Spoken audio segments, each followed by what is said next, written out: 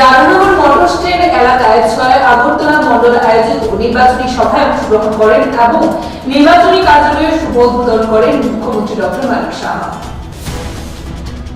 তথ্য সংস্কৃতি দপ্তর আয়োজিত দোল উৎসব উদযাপন করা হয় আগরতলা টাউন হলে।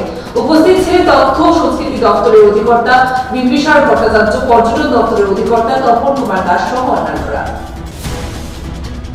তৃতীয় পূর্বতর ক্রীড়া আসর শেষ করে ঘরে ফিরল রাজ্য দল। আগরতলা রেল স্টেশনে 152 সদস্যের রাজ্য দলকে অভিনন্দন জানাতে ছুটে গিয়েছিলেন ক্রীড়া পরিষদের যুগ্ম সচিব স্বপন সাহা সহ অন্যান্য অতিথিরা। ফেভারিট এই আসরে রাজ্য দল স্পিরিট অফ অলিম্পিক ট্রফি জয় করে।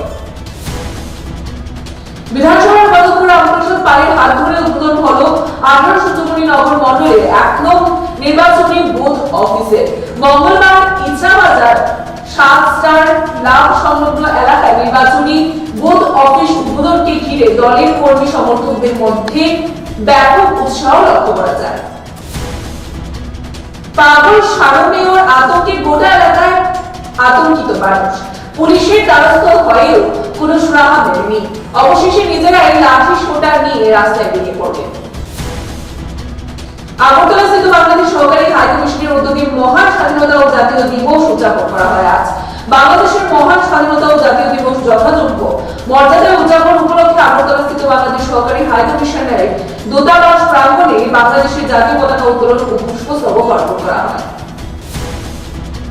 ভয়াবহ অগ্নিকাণ্ডের হাত থেকে অর্পিতে রক্ষা পেল মেলাগড় 9 নং ওয়ার্ডের কলোনির মানুষ।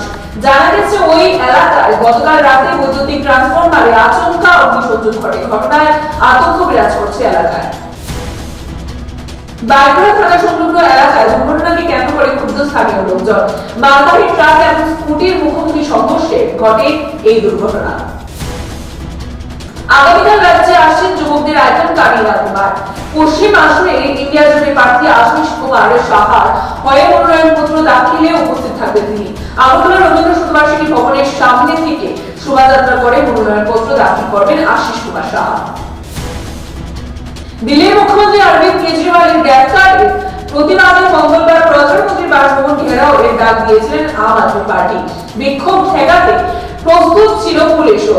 দিল্লির প্যাটেল চক মেট্রো স্টেশনের কাছে আপ নেতৃত্বের তরফে কর্মসূচি শুরু হতেই মুহূর্তে তার রক্ষাক্ষেত্র হয়ে উঠল।